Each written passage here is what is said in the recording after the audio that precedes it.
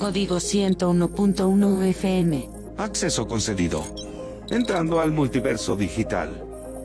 Permiso para navegar por las redes de la tecnología y descifrar las nuevas tendencias para la educación y el mundo cripto.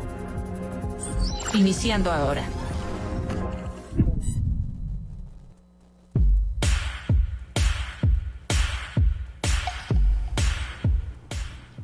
Hola, muy buenos días. Bienvenidos a este su programa Multiverso Digital en Radio One, su ventana al mundo tecnológico. Les saluda con el agrado de siempre Gabriel Cepeda y Oliver Fernández. En este programa conoceremos las noticias más relevantes de las tecnologías, así como el aprendizaje basado en problemas. Además, haremos un review del Samsung Galaxy S22, S22 Plus y S22 Ultra. Y finalmente, en el mundo cripto, conoceremos la historia y la evolución de Ethereum.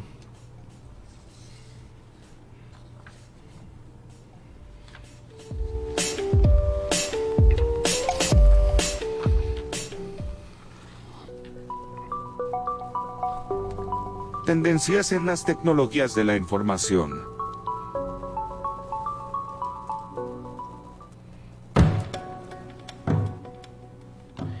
En esta ocasión hablaremos sobre Netflix. Después de anunciar la salida de su plan económico de 99 pesos aquí en México, el cual incluye publicidad o los llamados anuncios, además de bajar la calidad del video, la plataforma anunció también el cobro de una tarifa mensual por compartir tu cuenta fuera de tu hogar. El costo va de los $2 a los $3 mensuales por cada miembro extra que detecte. Para evitar esto, Netflix da la opción de transferir perfiles a otras cuentas, con todo su historial y favorito. Si has recibido un correo con esta información sobre la transferencia de perfiles, muy seguramente la plataforma ya detectó que estás compartiendo tu cuenta, y es preocupante, pues el cobro comenzará en enero del 2023. Con esto, y después de la caída de sus acciones, por la pérdida de alrededor de 2.4 millones de suscriptores en el tercer trimestre del año, consideramos que la plataforma de streaming fundadora de este concepto continuará en caída libre los siguientes meses y quizá años. En otras noticias, el procesador Intel Core i9 13900K de 13ª generación alcanzó una velocidad de reloj de los 8.8 GHz en un nuevo intento de overclocking, batiendo el récord mundial anterior del AMD FX 8370 que llegó a los 8.7 GHz.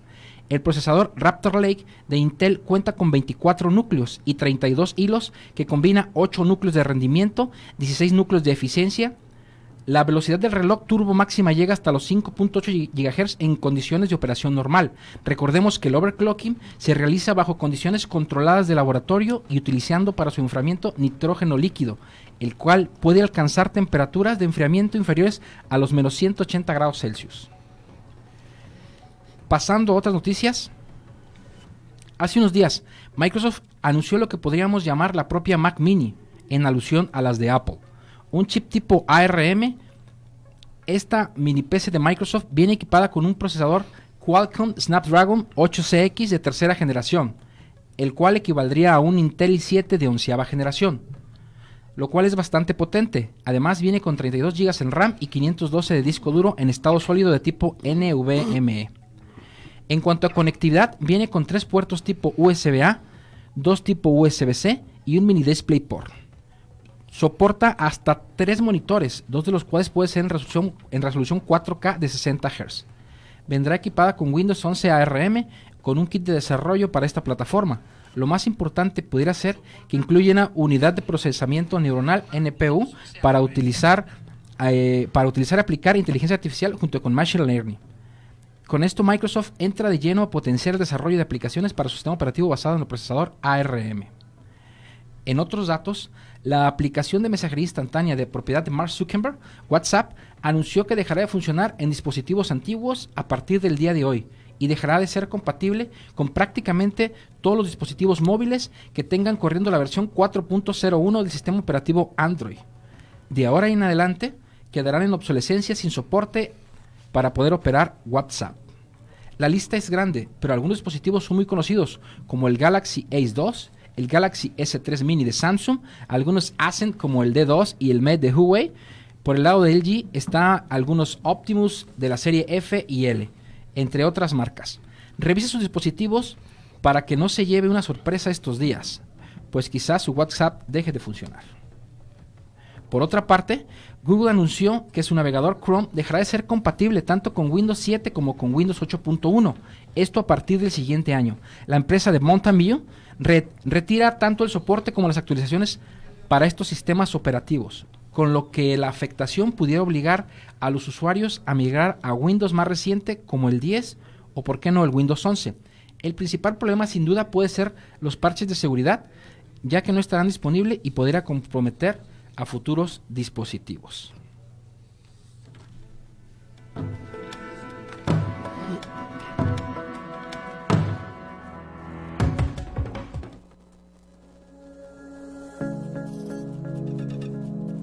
Tecnología educativa.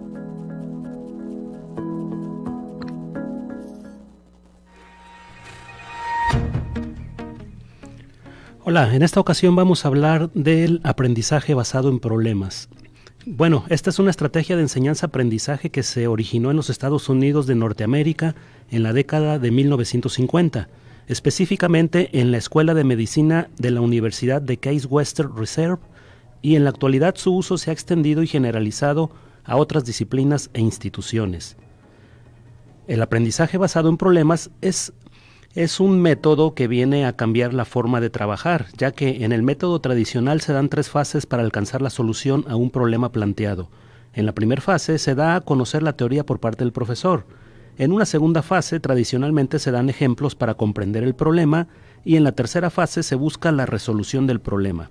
Por su parte, en el aprendizaje basado en problemas o ABP, primero se plantea el problema por parte del profesor. Después, en una segunda fase, los estudiantes deberán de identificar y buscar la teoría necesaria para abordar el problema.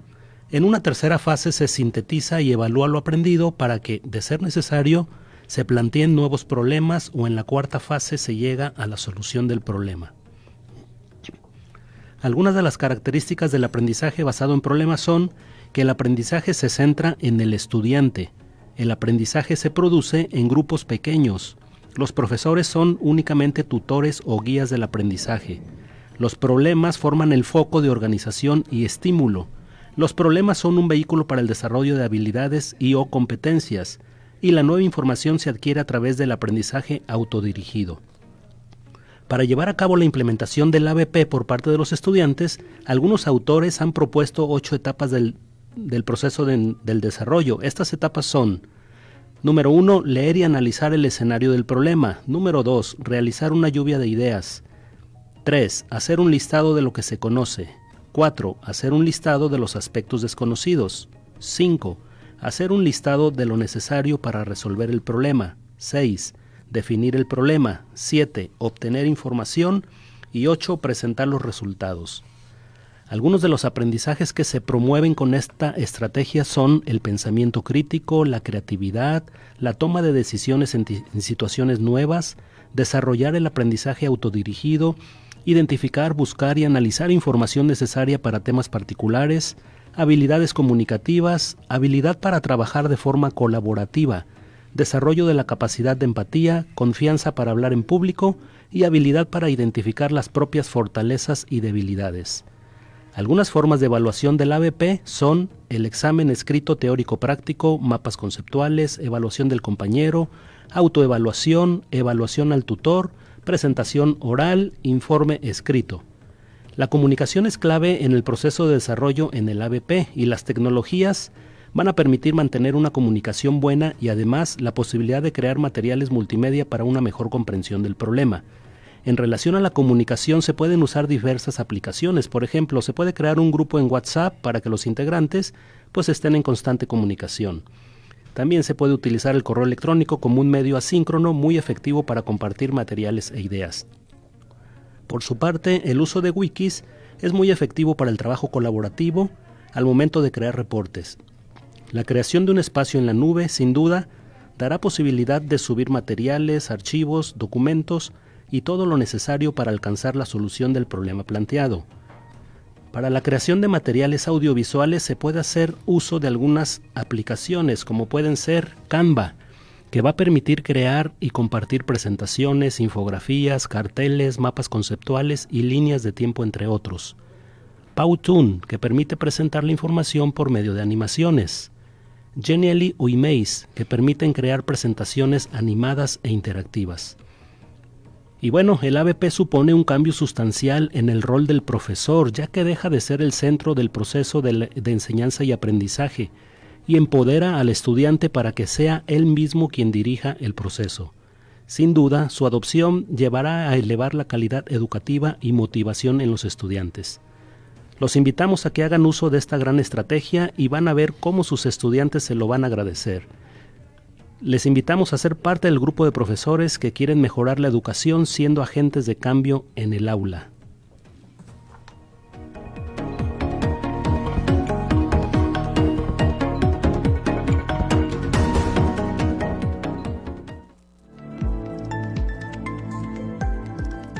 Gadgets y más.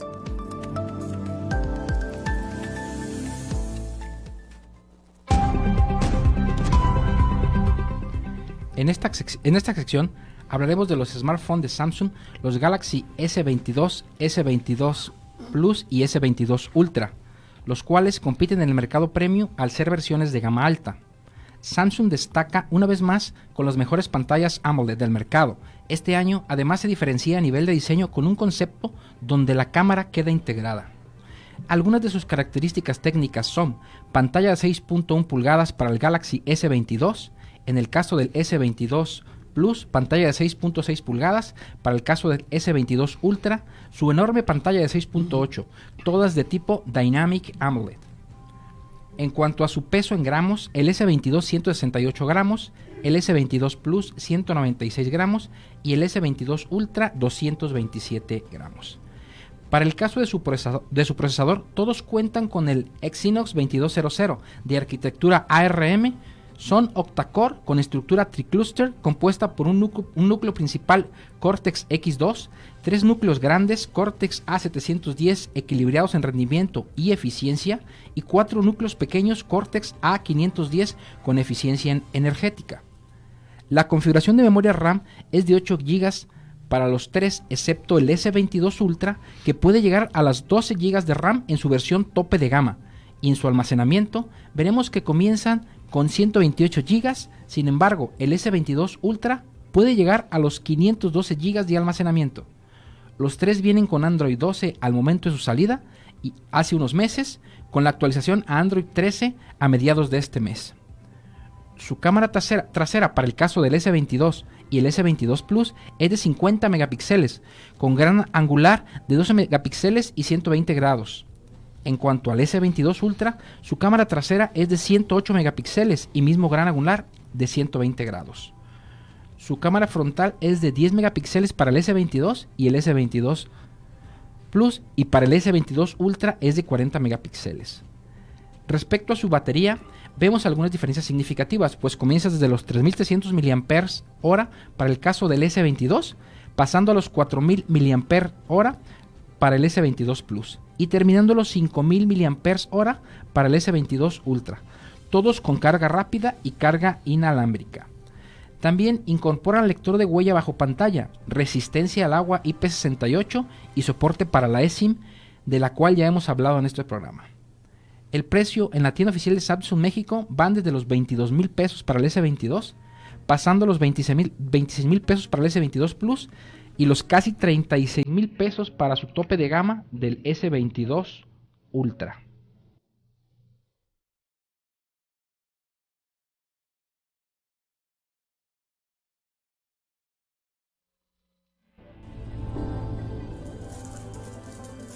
Mundo Cripto.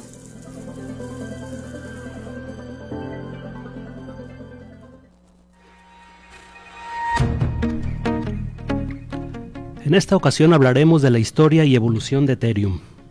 Ethereum es una plataforma digital que adopta la tecnología de cadena de bloques, blockchain, y expande su uso a una gran variedad de aplicaciones. Ether, su criptomoneda nativa, es la segunda más grande del mercado en capitalización después de Bitcoin. La plataforma Ethereum fue creada en 2015 por el programador Vitalik Buterin con la perspectiva de crear un instrumento para aplicaciones descentralizadas y colaborativas. Ether, su criptomoneda nativa, es un token que puede ser utilizado en transacciones que usen este software. Como Bitcoin, Ether existe como parte de un sistema financiero autónomo de pares, libre de intervención gubernamental. También como Bitcoin, el valor de Ether se disparó en un corto periodo de tiempo. En enero del 2016, Ether cotizaba alrededor de $1 solamente, y para diciembre del 2021 la criptomoneda tocó su nivel más alto hasta ahora en $4,778. Sin embargo, actualmente su valor ronda los $1,500. El blockchain de Ethereum es muy similar al de Bitcoin, pero su lenguaje de programación les permite a los desarrolladores crear software a través del cual gestionar las transacciones y automatizar ciertos resultados. Este software se conoce como Smart Contract o contrato inteligente. Ethereum en sí mismo, más que una criptomoneda, es una plataforma blockchain multipropósito con funcionalidades como la creación de smart contracts, tokens y aplicaciones descentralizadas. Por poner un ejemplo, un usuario de Ethereum puede crear un contrato inteligente para enviar una cantidad establecida de Ether a un amigo en una fecha determinada. Se va a escribir un código en la cadena de bloques y cuando el contrato se complete, es decir, cuando llegue la fecha acordada, los Ether se enviarán automáticamente a la cuenta del amigo. Y bueno, ¿cómo nació este proyecto? El germen inicial de Ethereum surgió en la brillante mente del joven programador ruso-canadiense Vitalik Buterin, quien en 2013, cuando Bitcoin ya tenía 4 años funcionando con éxito, decidió probar con la programación de Bitcoin para ver si podía construir aplicaciones descentralizadas. El fracaso en esa misión lo llevó a escribir y publicar en ese mismo año el primer documento técnico de Ethereum. En enero del 2014, Buterin anunció el proyecto durante la conferencia norteamericana de Bitcoin en Miami, y después de eso no pasó mucho tiempo para que Ethereum reuniera un equipo importante de desarrolladores y entusiastas dispuestos a trabajar e impulsar esa idea. El lanzamiento de la red de pruebas abierto de Ethereum, denominado Olympic, ocurrió en mayo del 2015. Más tarde, en julio de ese mismo año, se lanzó Frontier, la versión 1.0 de la cadena de bloques. El primer bloque de Ethereum se extrajo finalmente con esa versión el 30 de julio de 2015, pronunciando el comienzo de la ahora popular plataforma blockchain. Si bien la red de Ethereum se ha actualizado varias veces a lo largo de su historia, ningún evento ha generado tanta controversia en la plataforma como la bifurcación tras el ataque a The DAO. A menos de un año del lanzamiento de Ethereum, un evento desafortunado dividiría a la comunidad en dos. En 2016, un hacker explotó una falla en el código de la aplicación descentralizada de Ethereum, The DAO, provocando un robo de 50 millones de Ether. El evento desató un debate que marcaría un antes y un después para la comunidad de Ethereum. Un grupo defendía revertir las transacciones del robo a DAO y restaurar los Ethers perdidos, mientras que otro grupo estaba a favor de conservar la integridad del historial de transacciones y saldos de la cadena de bloques original, aún con todo y las pérdidas. Algunas de las características que tiene Ethereum es que el desarrollo de la plataforma es descentralizado. La emisión de tokens no tiene un límite total como sí lo tiene Bitcoin, pero sí tiene un tope anual. De momento se cuenta con una emisión máxima de 18 millones de Ether por año. El tiempo promedio de creación de un nuevo bloque es de 13 segundos. La principal forma de minar Ethers es con equipos GPU, es decir, computadoras que integran tarjetas gráficas para hacer los cálculos. Las múltiples funcionalidades son una base fundamental de Ethereum, creación de smart contracts, ICOs, dApps, tokens, etc. Ethereum sirve como plataforma para más de 260,000 criptomonedas diferentes, y más de 100 empresas reconocidas utilizan la plataforma Ethereum y son miembros del Enterprise Ethereum Alliance. El 15 de septiembre del 2022 se produjo el merge o fusión entre dos formas de trabajar la blockchain de Ethereum. En la primera, se trabajaba con computadoras haciendo minería para validar bloques y ganar recompensas, lo que generaba mucho gasto de energía de las computadoras, mientras que en la segunda forma de trabajo, en vez de minar, se validan las transacciones y los validadores crean nuevos bloques. Gracias a esta fusión se ha logrado reducir el consumo de energía en un 99.95% comparado a la energía que se requería para minar Ethereum. También se ha aumentado la seguridad de la red, ya que los validadores deben de tener Ethers depositados y bloqueados. Actualmente Ethereum gestiona unas 13 transacciones por segundo, pero después de las 5 actualizaciones que se tienen previstas, se van a poder gestionar hasta 100,000 transacciones por segundo, lo que lo llevaría a competir en las grandes ligas financieras. Por ejemplo, Visa actualmente gestiona 24,000 transacciones por segundo. No cabe duda que nos encontramos en el amanecer de un gran cambio en el sistema financiero mundial y Ethereum estará ahí como uno de los principales protagonistas en esa revolución.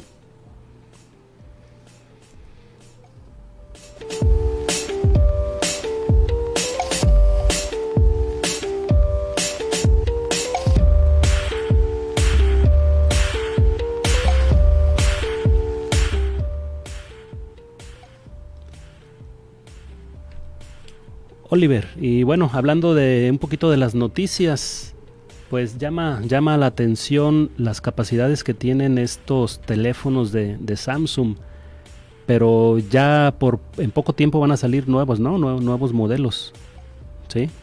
Así es, maestro. Hay unos nuevos modelos y los vamos a tener aquí.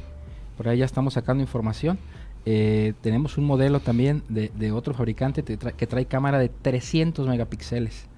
Yo creo que también ese lo vamos a tratar aquí en el programa y se los vamos a presentar. Sí, ¿sale? Muy bien. También bien interesante la parte de la creación de un procesador, o más bien la adopción de un procesador, ¿no? De tecnología ARM, comentaste. Así es, maestro. Fíjate que la ventaja de los ARM, como tú ya sabes, para explicarle aquí al público, es que el fabricante puede utilizarlos, puede adaptarlos a sus necesidades, a diferencia de los Intel o los AMD, que traen siempre características específicas y los desarrolladores de software tienen que adaptarse al procesador. No así con los ARM. Los ARM los puedes adaptar tú a tus necesidades como fabricante de dispositivos móviles o otro tipo de dispositivos. Sí, además que tienen un muy bajo consumo de voltaje y baja emisión de calor, ¿verdad? Muy buenas características. Así es, maestro. Yo aprovecho también para comentar lo que les dije el programa pasado, que la Dirección de Infraestructura y Servicios Universitarios de la Universidad ofrece en fase de pruebas Microsoft 365 para educación. Se puede usar tanto dispositivos móviles como de manera en línea. Ofrece en esta fase de pruebas 1 tera de almacenamiento, con varias aplicaciones conocidas y otras que no lo son tanto, pero pueden servir para toda la comunidad universitaria. El único requisito es ser parte de esta comunidad UAM y acudir a la ventanilla única de servicios del edificio de Complex con una identificación que los acredite como universitarios para que puedan empezar esta fase de pruebas de Microsoft 365.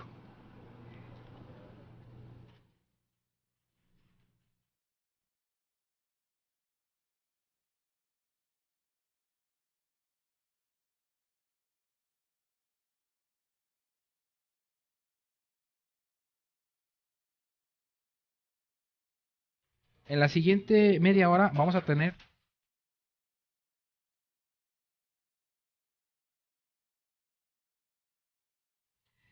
comentarles que en la siguiente media hora tenemos un invitado especial, al maestro y amigo Francisco Javier Castellón, que nos va a hablar acerca de la historia de Internet.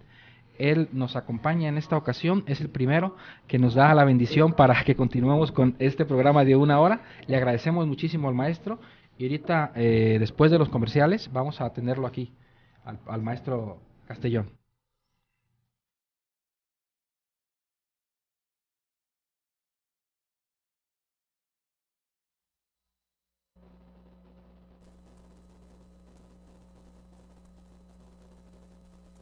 Es la hora 9:30.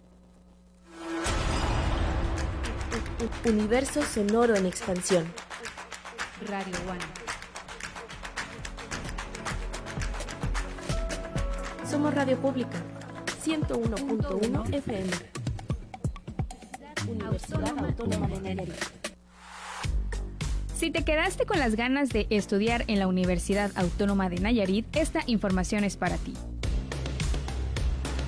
La UAN te invita a participar en su convocatoria de admisión enero 2023 y estudiar en uno de sus 42 programas académicos y profesional asociado. Consulta la oferta educativa y las bases en admisión.uam.mx.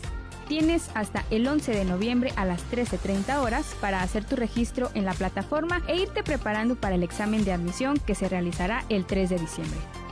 Aprovecha la oportunidad de formar parte de la comunidad universitaria más grande del estado. Aplica para el proceso de admisión 2023 de la UAN. En solidaridad con las familias afectadas por el paso del huracán Roslyn, la Universidad Autónoma de Nayarit instala centro de acopio. Puedes donar artículos de primera necesidad como agua embotellada, alimentos no perecederos, medicamentos, leche en polvo, pañales, agua, ropa, cobijas, entre otros productos. El centro de acopio permanecerá abierto de 7 de la mañana a 8 de la noche hasta el 31 de octubre en la explanada de Rectoría. La UAN agradece su solidaridad. En esta temporada de frentes fríos, hay cambios bruscos de temperatura, lluvia, vientos, heladas, nieve e inundaciones. Con frente frío no me confío, por eso siempre escucho el pronóstico del tiempo. ¡Abrígate bien! Para reducir el riesgo de enfermedades respiratorias. Con la Conagua y el Servicio Meteorológico Nacional estamos prevenidos. Gobierno de México. Enviar el correo al licenciado, cancelar la cita médica de las 6, recoger la ropa de planchar, comprar croquetas. Entonces, Piero Manzoni decidió enlatar su popó para dejar en claro que la... Poner gasolina, sacar la basura. Sí, porque enlató su popó.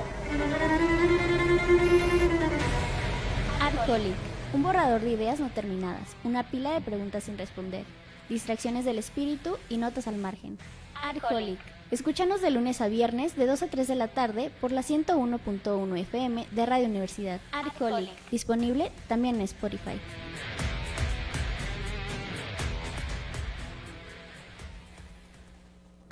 ¿Qué quieres escuchar? Lo que sea. Deja pongo mi playlist. Random. R. Random. Racineta. Random. Racineta. Rango. Random. Deja que el algoritmo decida la música y el cotorreo. Escucha Random de lunes a jueves a las 4 de la tarde. Te espera la licenciada Don Momo, Memito, Javo, Castre y yo el algoritmo. Escucha Random, de lunes a jueves de 4 a 5 de la tarde por la 101.1 FM.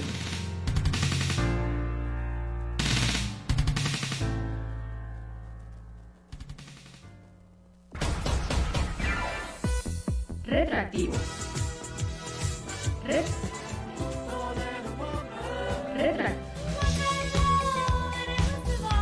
Retroactivo. Retroactivo. Si reconociste más de una canción, entonces eres un retroactivo. Escúchanos los lunes, miércoles y viernes a las 11 de la mañana por la 101.1 FM y Radio Universidad. Retroactivo. Disponible también en Spotify. Informativos Radio One. Sigue la actividad noticiosa de 13 a 14 horas. Informativos Radio One. Y de 19 a 20 horas. Informativos Radio One. Los temas de agenda local, sucesos relevantes, lo que interesa conocer a la ciudadanía.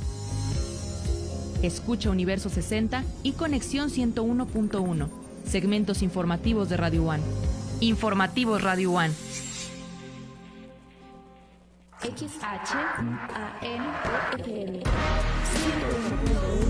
Somos Radio Pública. Somos Radio One. Somos Radio Somos 101.1 FM.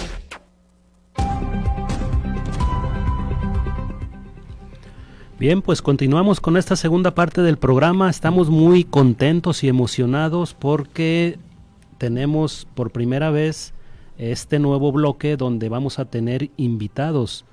Y bueno, en esta ocasión tenemos un invitado especial que, compañero Oliver, me gustaría que tú lo presentaras, por favor. Claro que sí, maestro. Gracias. Primero comentarles, pues el maestro Francisco Javier Castellón Fonseca no necesita mucha presentación, ya prácticamente todos lo conocemos. En la universidad ha sido director de economía, ha sido rector, ha estado en diversos cargos importantes aquí en la universidad y fue precisamente en su gestión cuando se inició todo esto del internet. Maestro, muchísimas gracias por acompañarnos, bienvenido. Muchas gracias, maestros Gabriel, maestro Oliver.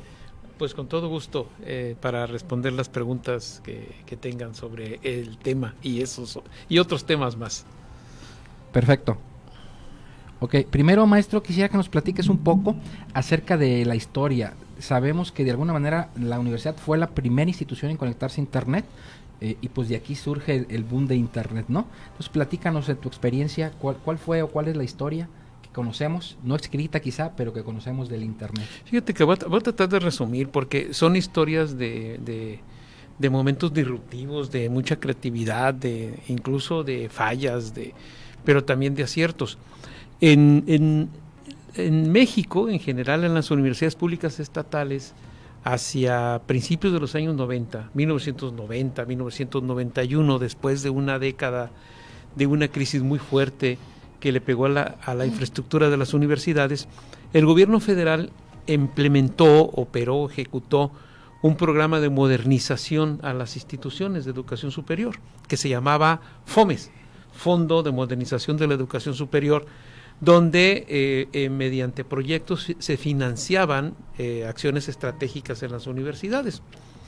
Yo era director de la Escuela de Economía en 1990, terminé mi gestión en 1991, diciembre de 1991, y el rector Alberto Rivera, me invitó a participar con él en la administración, sin cargo alguno. Me dijo, vente acá conmigo, acá me vas a ayudar a gestionar proyectos, etcétera. Y me vine.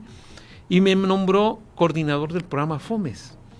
Entonces, en un primer momento, en 1992, el programa FOMES tenía y traía un programa de adquisición de equipo de cómputo y de organización de servicios de cómputo en la universidad. Y decidimos en aquel momento comenzar a trabajar en la adquisición de equipo de cómputo para la puesta en marcha de varios centros de cómputo en la universidad. Para ese entonces yo conocía a jóvenes inquietos, un joven muy inquieto, muy creativo, muy joven estaba en aquel momento, Efraín Jiménez Ortiz, el maestro Efraín Jiménez, que después fue director de infraestructura. Debe haber tenido 20, 21 años en aquel entonces. Y entonces le dije, vente a ayudarme y vamos haciendo la labor de ir conectando los centros de cómputo en la universidad. Entonces en 1992 nos dedicamos a eso. El siguiente programa FOMES, en 1993, entonces ahí en ese momento ya decidimos, en una plática donde estuvo Efraín Jiménez, donde estuvo Beto Lugo, Paco Reynoso, de que ellos estaban enterados de la discusión nacional sobre los temas tecnológicos. Entonces decidimos en aquel momento proponerle al rector Alberto Rivera que en vez de la construcción y implementación de centros de cómputo en los centros escolares, que habíamos implementado como 3 o 4 en 1992, hiciéramos una red de fibra óptica en la universidad.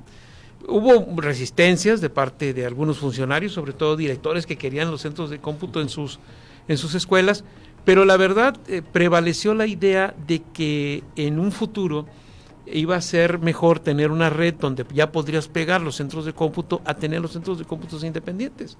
E hicimos la red de cómputo, prácticamente hicimos zanjas en toda la Ciudad de la Cultura hasta donde llegaba la red de fibra óptica, y paralelamente en 93-94 comenzaron a hacer pruebas ya con el Internet en Nayarit. Había un organismo que todavía existe, el CUDI, algo así como la Confederación Universitaria de Internet. Por cierto, el maestro Casasullo, espero que todavía siga al frente del CUDI. Y entonces ahí fue donde se planteó que las universidades podríamos hacer pruebas gratuitas de Internet a través de esa confederación. Y entonces comenzaron a hacerlos. Yo me acuerdo que el primer momento del Internet aquí fue en un cubículo que teníamos en donde ahora ¿son los servicios médicos o ya no son los servicios médicos? Ya está la farmacia. Que es en la esquina del Boulevard Tepit, Jalisco y la Avenida de la Cultura.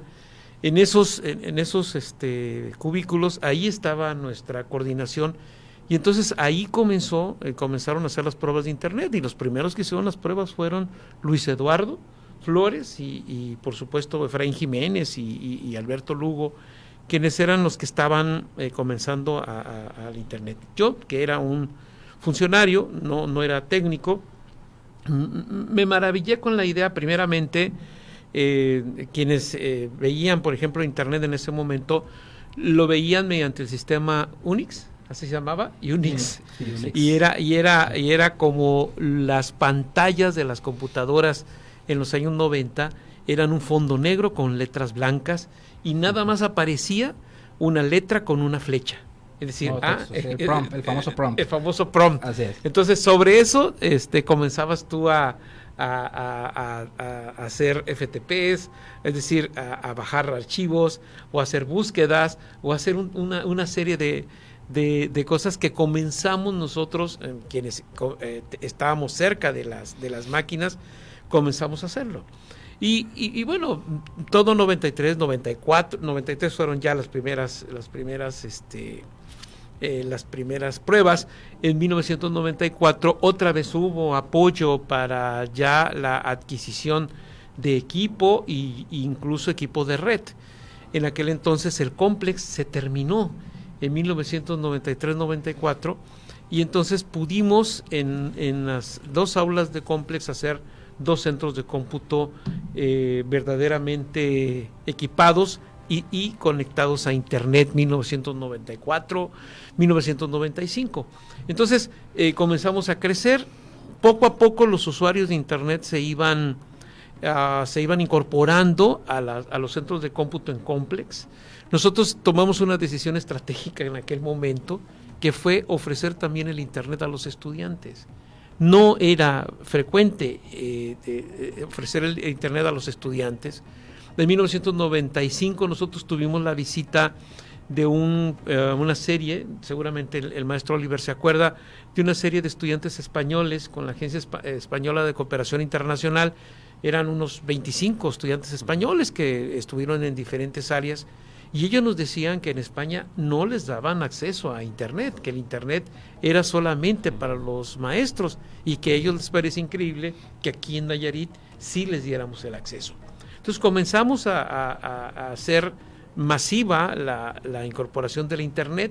95, 96, que fue cada año había más apoyo para la modernización de las redes universitarias, y prácticamente incorporamos ya, empezamos a incorporar escuelas al internet, es decir, centros de cómputo a las diferentes escuelas, y comenzamos también a hacer pruebas remotas con microonda y con radio hacia otros lugares, ¿no? Porque también quiero decirles que su servidor, después de ser un funcionario sin cartera, más bien coordinador de programas estratégicos, luego el rector Rivera me nombró director de infraestructura. Yo fui el primer director de infraestructura de la universidad, y posteriormente me nombró secretario de la rectoría en el momento en que él ya empezó su segundo periodo en 1994-95. Entonces yo en esa frecuencia comencé y seguí trabajando. Tuve la suerte de tener la confianza del rector Rivera y prácticamente construir el tema de la red. Hay muchas anécdotas sobre los temas de red. Obviamente era una explosión, una irrupción tecnológica no conocida, y uno de los aciertos o errores que tuvimos al incorporar masivamente a los estudiantes fue abrir los centros de cómputo las 24 horas del día. O sea, esa fue uno de los aciertos, 24 horas. Y más, teníamos la confianza de decir, el último que salga cierra la puerta. Bueno, el error fue que luego se llevaban los mouse, funcionaban entonces con bolitas, entonces se los llevaban, desaparecían algunos cables, pero la gran ventaja fue esa. El internet fue asumido por los estudiantes como un instrumento de ellos, o sea, no solamente un instrumento académico, sino también como un instrumento de comunicación. Y comenzamos a prácticamente incorporarlo en las labores académicas, más o menos en esos años, la segunda mitad del siglo, la segunda mitad de la década de los 90. Su servidor llegó a la rectoría en 98 y en ese momento hubo un boom de recursos, no solamente del programa de modernización universitaria, porque de FOMES cambió a PIFI, hubo recursos del patronato para la construcción de la biblioteca universitaria, donde también incorporamos tecnología avanzada en aquel momento, equipos de Sound Microsystems, y comenzó a generarse también un mejoramiento y una modernización de los servicios tecnológicos y de los servicios académicos universitarios a toda la universidad.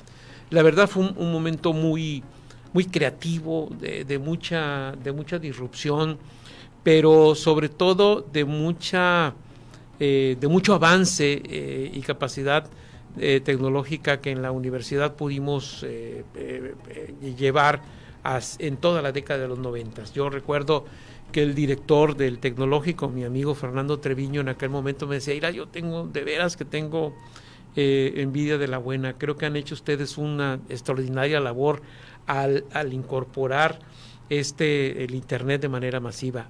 Y en 1996-97 empezamos a ofrecer el servicio de internet al público en general mediante el servicio de módem telefónico.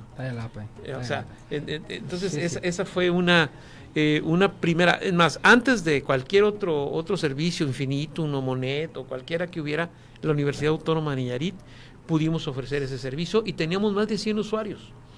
Y entonces yo recuerdo que pues siempre había que estar al pendiente porque eran muy pocos modems los que teníamos. Eran 11, primero un 2511 con 11 modems. Posteriormente ya brincamos a 32 modems. Bueno, a Oliver ya le tocó y la verdad la demanda era muy fuerte y el internet era lento para los jóvenes que nacieron en la década de los 2000. No podrían entender qué tan lento pudiera ser ese internet, pero qué tan maravilloso era para quienes lo comenzábamos a usar. La verdad, ese fue el momento en que el internet comenzó a establecerse en Nayarit y pues tenemos el orgullo que fue a partir del ofrecimiento de los servicios desde la Universidad Autónoma de Nayarit. Sí, para darnos una idea de las velocidades, en aquel entonces eran de kilobits por segundo, es decir, ni siquiera llegaban a 1 mega. Obviamente, los sistemas operativos, las computadoras y los servicios del internet todavía no era en un entorno muy gráfico, ¿verdad? Es decir, teníamos que hacer telnets, teníamos que conectarnos vía prompt, ¿verdad? A través de comandos para hacer las transferencias. Yo recuerdo, yo soy egresado del Tecnológico de Tepic, de sistemas computacionales, y recuerdo que por ahí en el 96 nos trajeron en una ocasión a visitar aquí Complex, la RUC, ¿verdad? La Red Universitaria de Cómputo. Y la verdad yo quedé maravillado con todo lo que tenían. Me acuerdo haber visto unas Silicon Graphics, unas computadoras que tenían Unix, obviamente, muy padres, las Sun Microsystems, cosa que no teníamos allá en el TEC, cuando se suponía, ¿verdad?, que el tecnológico, tenía que ir a la vanguardia por la cuestión de sistemas computacionales, pero realmente la tecnología que tenían aquí era de otro nivel, de otro mundo. Y ¿cómo olvidar a esos personajes? Yo aquí conocí porque me vine a hacer mi servicio social y mis prácticas aquí a la universidad, y pues también conocí a Efraín, obviamente, a Luis Eduardo, a Alberto Lugo, a Oliver, a Adalberto Palmira, Ramón Samayoa, Manolo, ¿verdad? Todos ellos que hicieron un gran equipo, y gracias a ellos, y obviamente gracias a Javier Castellón, ¿verdad? Pues hoy es lo que es el internet aquí en el estado. Por eso digo que fue una época muy disruptiva y muy creativa. Solo Oliver se incorpora, como se incorporaron muchos jóvenes que recién egresados de las carreras universitarias comenzaron también a hacer su trabajo.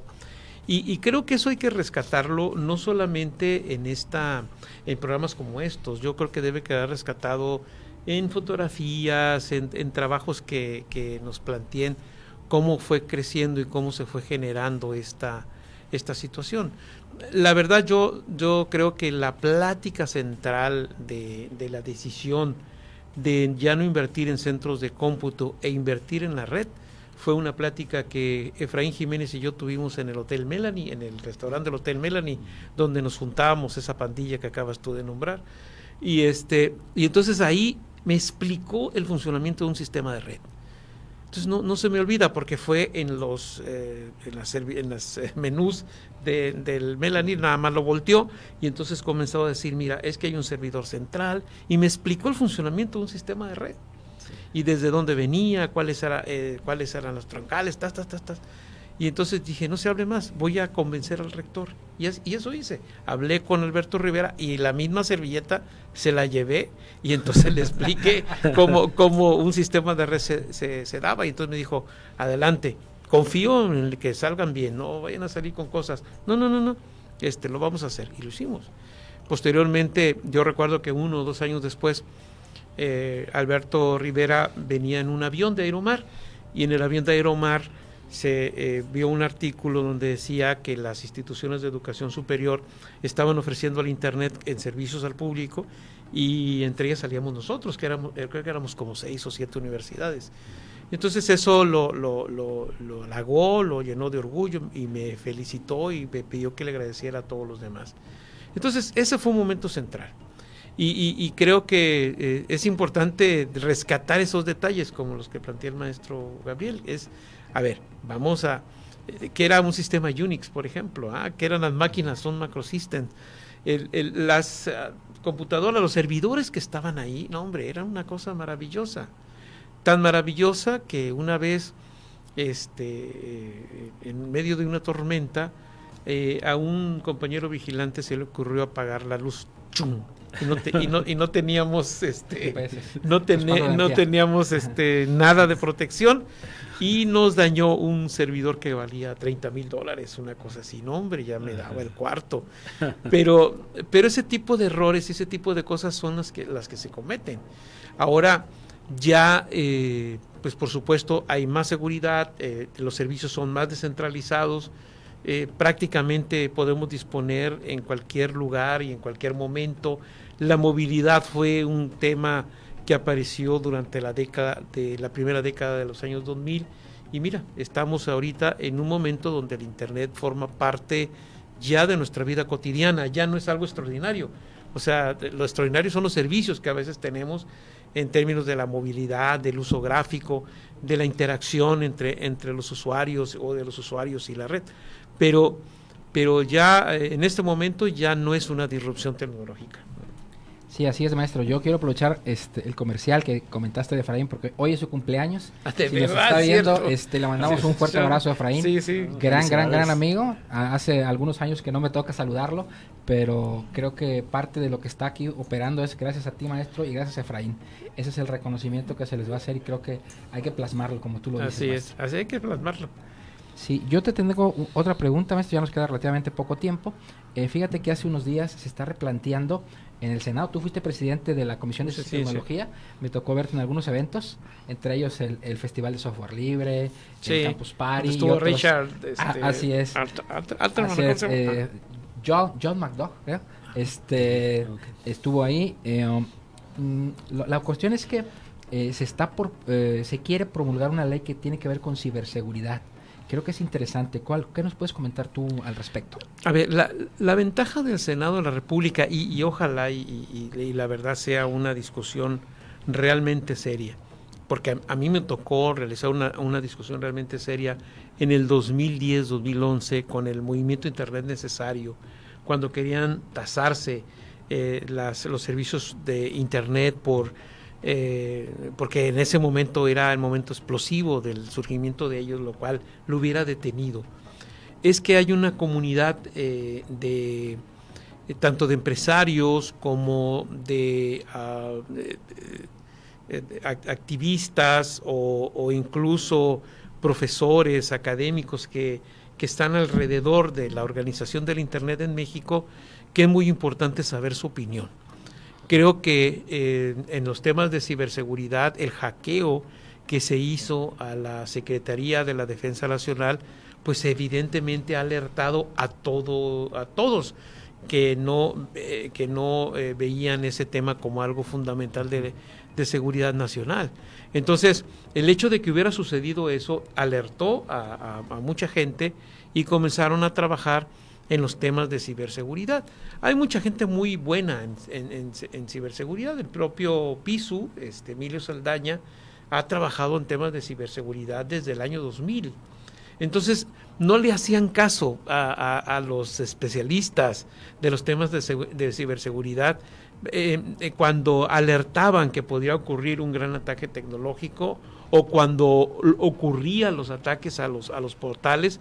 Entonces, eso originó esta iniciativa que yo creo que sí se debe de trabajar con esa comunidad, porque si no lo hacen, entonces va a quedar suelta de un lado o de otro.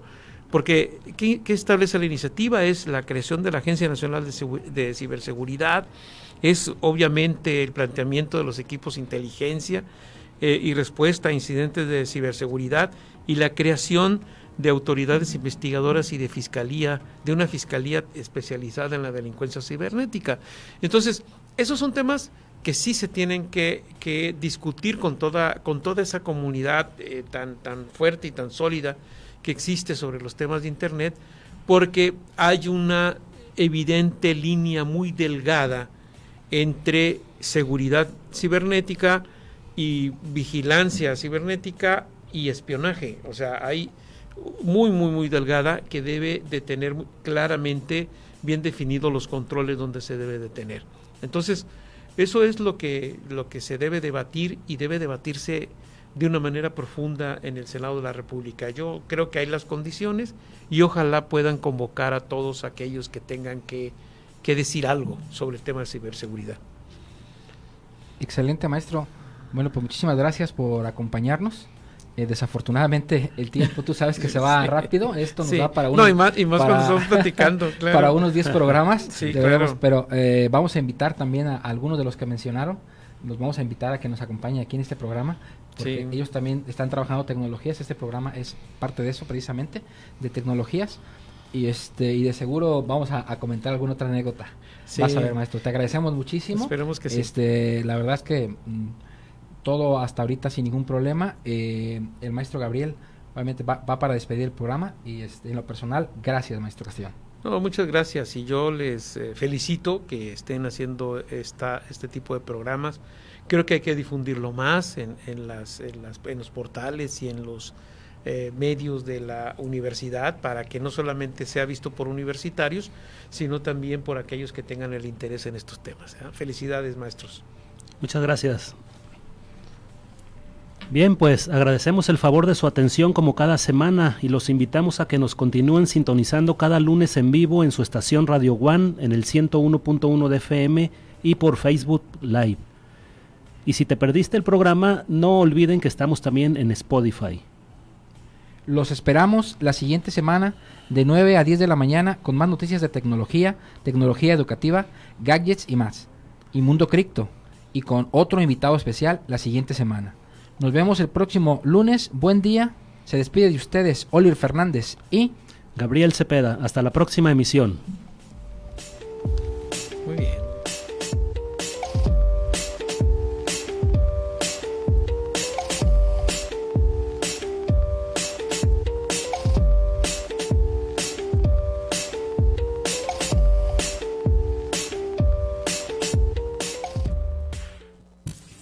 Multiverso Digital. Código 101.1 FM. Cerrando sesión en Multiverso Digital. Información resguardada en Spotify. Acceso reprogramado para el lunes a las 9 horas. Multiverso Digital. Multiverso Digital. Multiverso Digital.